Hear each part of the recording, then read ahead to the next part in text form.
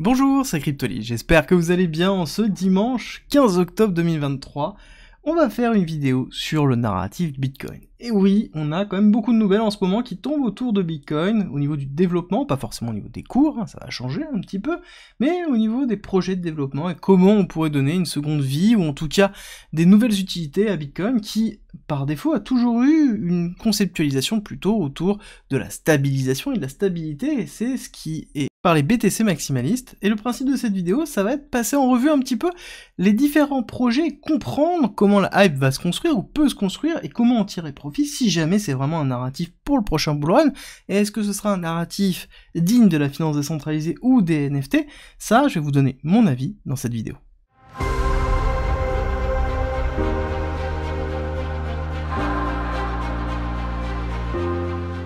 Pour rappel, vous avez toujours la possibilité d'avoir accès gratuitement au parcours pédagogique, qui est une formation de 60 heures, d'une valeur de 400 € qui vous permet d'apprendre la blockchain, la crypto, l'investissement, l'analyse technique, le trading, tout pour devenir rentable, à travers 130 vidéos, 400 pages de guide, des quiz pour savoir où vous en êtes dans votre progression, et le tout gratuitement. Pour avoir accès à cette formation à vie, il suffit d'utiliser la plateforme d'un de nos partenaires, tout est expliqué en commentaire et en description. Du coup, on a pas mal de nouvelles qui sont en train de se mettre en place, avec notamment un projet qui s'appelle BitVM, qui a pour but de créer des machines virtuelles autour de Bitcoin, un petit peu comme le fait Ethereum, et qui permettrait de construire des smart contracts, un petit peu comme on peut le connaître sur Ethereum, et des appchains comme on peut le connaître sur Ethereum. Donc, on est dans cette démarche de vouloir essayer de donner une solution supplémentaire. On va revenir sur BitVM, parce qu'on a d'autres propositions. On a le BIP 300, donc qui est une proposition de modification de Bitcoin pour pouvoir construire des appchains autour de Bitcoin.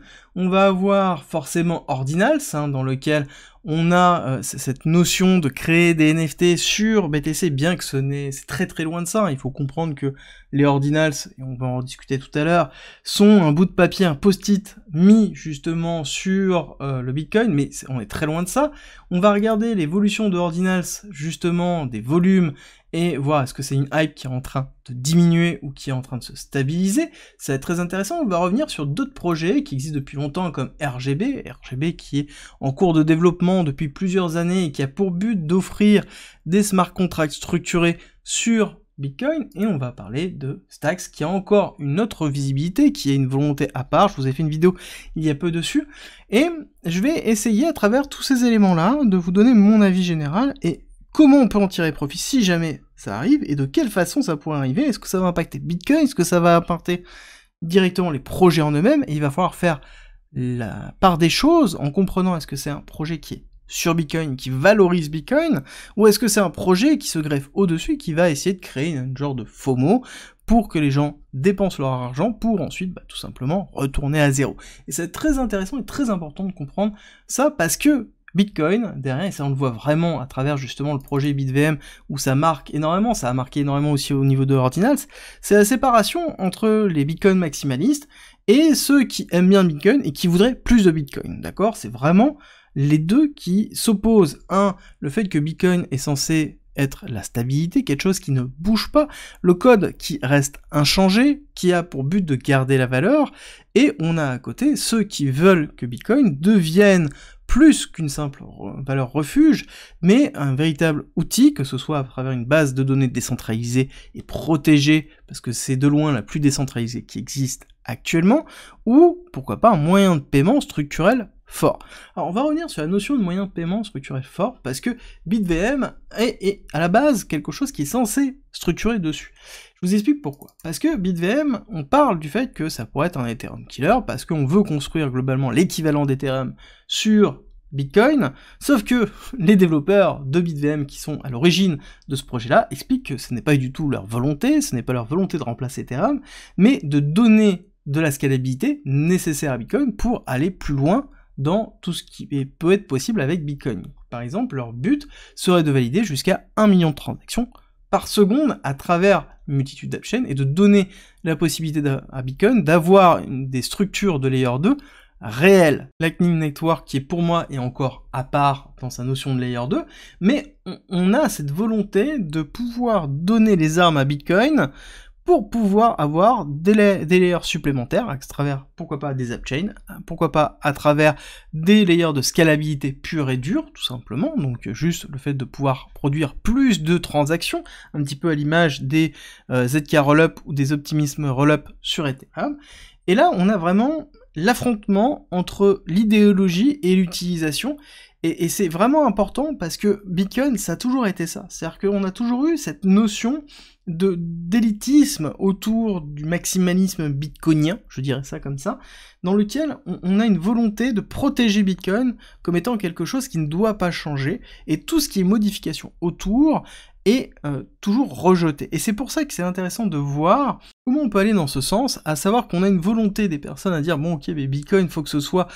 généralisé, il faut qu'il y ait une adoption, mais à côté on ne veut absolument rien d'autre, on ne veut rien modifier, on veut forcer l'adoption avec ce qui existe. Et c'est là où je pense qu'on va avoir potentiellement un point de rupture, ou en tout cas un point de transformation suffisamment fort, où la communauté de Bitcoin risque d'évoluer avec les différentes propositions. Parce que l'avantage de BitVM, c'est qu'on ne touche pas le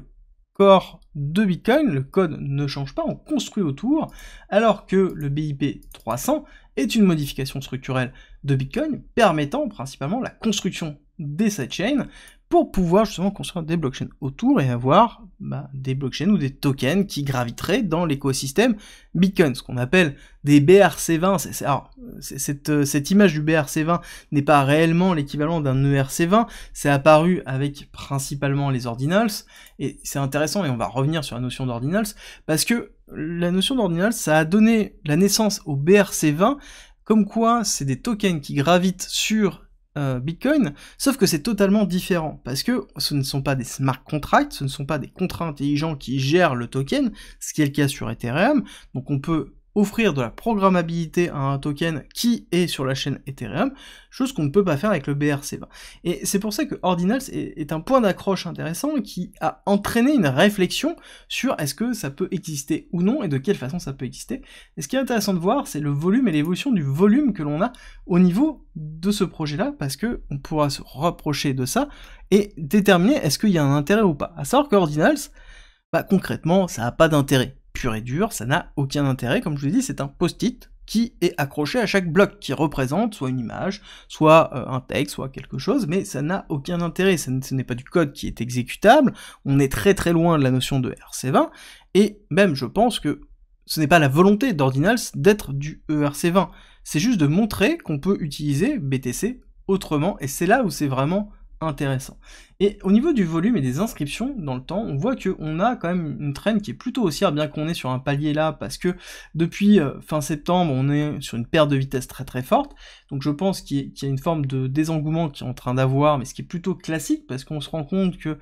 c'est plutôt une forme de trend, avec une très grosse trend au début, dans lequel on a eu un plateau, puis on est repris sur juillet-août, dans lequel il y a eu pas mal de nouvelles au niveau d'Ordinals, etc., donc qui ont porté le momentum un petit peu plus haut, mais on voit qu'au niveau des frais payés au niveau des mineurs, on a eu la grosse hype à un moment donné où c'était vraiment impressionnant, maintenant on est dans quelque chose qui est un petit peu plus élevé que historiquement sur 2023, mais on est quand même dans quelque chose qui est très faible, voire même retourné à plat sur septembre. Donc pour moi, on est dans cette démarche où Ordinals a été une forme de proof of concept, le fait de montrer que ça fonctionne, qu'on peut faire des choses autour de BTC, et je pense que ça a donné une nouvelle dynamique à des projets qui étaient peut-être un petit peu plus vieux, comme RGB, qui est très compliqué, et justement, on voit bien, c'est pour ça que j'ai sélectionné cette image-là, la haine entre les BTC maximalistes et Ethereum, dans lequel on définit que Ethereum, globalement, c'est le bordel, is a mess, c'est pas pour rien, c'est le bordel, il y a plein de tokens qui servent à rien,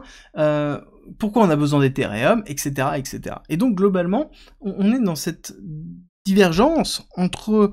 l'époque des BTC maximalistes avec des projets comme RVB qui veulent apporter de la valeur à BTC sans justement impacter BTC avec les limites que ça peut avoir, et donc derrière juste donner de l'utilisation sans construire un nouvel écosystème, et c'est là où c'est important, retenez bien cette partie-là, parce que c'est le cœur réellement de la suite et des narratifs. Si il n'y a pas d'écosystème, s'il n'y a pas de nouveaux tokens, quelle est la valeur que va avoir ce narratif et comment on peut l'exploiter. Alors ça, gardez-le en tête, on va revenir, parce que on va juste aborder la notion Stacks. Stacks, je vous ai fait une vidéo, je vous invite à aller la regarder, c'est très simple, vous allez sur ma chaîne et vous tapez dans l'onglet recherche Stacks, ça va ressortir, je vous explique en quoi c'est différent du reste. Et globalement, il faut comprendre que c'est une façon d'avoir des smart contracts qui sont sur Bitcoin, mais dans lequel en fait on crée un lien entre les deux, mais qui n'est pas réellement une layer 2 de Bitcoin. C'est vraiment juste un lien entre les deux dans lequel on va avoir un interfaçage entre les mineurs et l'exécution des smart contracts qui sont effectués sur la blockchain Stacks. Donc pour moi, on est vraiment entre les deux et qui est plutôt une forme de liaison entre Ethereum et BTC. Là-dessus, je vais répondre à la question, donc vous avez toutes les informations, est-ce que ce sera un narratif pour le prochain bull run? J'ai envie de vous dire, oui, tout à fait, ce sera un narratif sur le prochain bull run. Est-ce que on pourra en profiter? Ça va dépendre des typologies de projets. Si on regarde par exemple du RVB, RVB, il s'explique clairement qu'il n'y aura pas de token, il n'y aura pas un écosystème dans lequel il y aura de l'incentive, de l'injection de fous, on sera vraiment dans la démarche classique du BTC maximaliste. Bon, clairement, on aura peut-être une petite valorisation supplémentaire de BTC, mais ça restera voilà, pas folichon, on aura quelque chose qui sera relativement stable au niveau du BTC, on aura assez peu d'intérêt à aller justement investir sur ces éléments-là. Alors que quand on est dans des schématiques comme BitVM, qui permet la construction, ou même BIP 300, qui permet la construction de sidechains, clairement, il ne faut pas se leurrer, on aura à ce moment-là des tokens de ces sidechains, ou des tokens qui seront créés sur Bitcoin, et qui seront vraiment des BRC20, pas comme les BRC20 tout pourris qu'on connaît maintenant,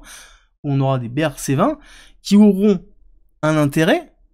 utilitaire, oui, mais surtout un intérêt d'investissement, dans lequel on pourra avoir une forme de hype qui se construira dans le prochain bull run, et une injection de liquidité, parce qu'on se dira que c'est quelque chose qui est construit sur Bitcoin, et que ça a un intérêt, et qu'on a un token qu'on peut acheter, dans lequel on a une tokenomics qu'on peut analyser, dans lequel on peut se projeter, et là on sera dans une dynamique en effet pure. Et c'est pour ça qu'il faudra sélectionner bien les différents projets, voire même aucun des projets, si ça se trouve, on aura les projets qui seront dans le narratif, seront des projets dans lesquels il n'y aura aucun biais d'investissement, parce que tout simplement il n'y a pas de token, parce que les sidechains qui ont été construits autour de BTC utiliseront du BTC, donc on aura une augmentation des transactions sur BTC qui augmentera la rentabilité de Bitcoin d'ordre général, on aura une petite valorisation de Bitcoin, mais on n'aura pas d'éléments qui fera x10, x100, x1000, comme on a pu connaître sur Ethereum. Et c'est là où on a une différence entre les deux. C'est que BTC est la forme structurée, en fait, de la crypto, qui est la plus ancienne, et qui est globalement le point solide.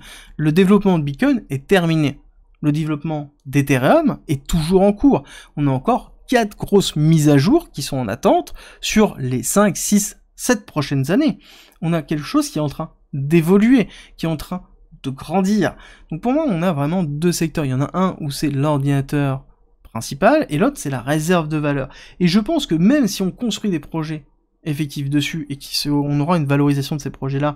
potentiellement au prochain bull run, ce n'est pas derrière BTC qui va reprendre le dessus sur Ethereum. On est sur des choses qui vont se construire conjointement, et peut-être le fait d'avoir un BitVM et des AppChains qui tournent autour d'Ethereum, on pourrait avoir enfin ce pont que l'on attend depuis très longtemps entre tout ce qui est Ethereum et tout ce qui est Bitcoin. Et est-ce que l'un va remplacer l'autre? Non. Je veux dire, à ce moment-là, on pourrait avoir quelque chose qui va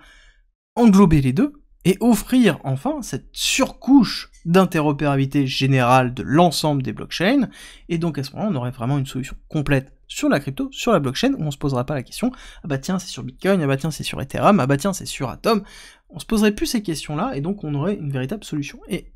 on pense toujours cette solution d'interopérabilité dans l'écosystème des cryptos en dehors de BTC, bah en fait peut-être que BTC sera intégré dans cette solution d'interopérabilité, ou sera peut-être même cette solution d'interopérabilité, pourquoi pas, d'accord, avoir une sous-couche encore de Bitcoin comme étant le réseau ultra décentralisé dans lequel Ethereum valide une partie de ses transactions. Pourquoi pas? On pourrait ouvrir en fait le champ des possibles, et c'est ce que j'aime dans cette idée-là, c'est que c'est de ne pas juger en fait le projet avant qu'il ne soit fait, parce qu'il faut expérimenter, il faut tester, il faut échouer pour pouvoir avancer, et c'est le principe, et tout projet qui construit autour est intéressant, que ce soit utile ou non, peu importe, ça ouvre les champs des possibles. Ordinals ne sert strictement à rien, mais a servi grandement BTC, parce que du coup ça a redynamisé la notion de développement autour de BTC, et ça a donné une nouvelle force, une nouvelle dynamique, à peut-être des projets qui vont apparaître, et qui vont intégrer des nouvelles fonctionnalités, et c'est ce qui est important, et c'est ce qui est intéressant, c'est de pouvoir évoluer, et c'est le principe de ce type de technologie dans lequel on est actuellement dans une phase d'expansion, on est dans une phase de transformation, et pour ça, il faut des nouvelles idées, il faut tester, et c'est ce qui me plaît actuellement. On s'arrêtera là pour ce dimanche, j'espère que ça vous a plu. Si c'est le cas, n'oubliez pas de me laisser un like et un commentaire, ça me fait toujours très plaisir. Et on se retrouve, nous, pour la quotidienne, dans laquelle on revient sur l'actualité, sur l'analyse du BTC, lundi, 7h, sans faute.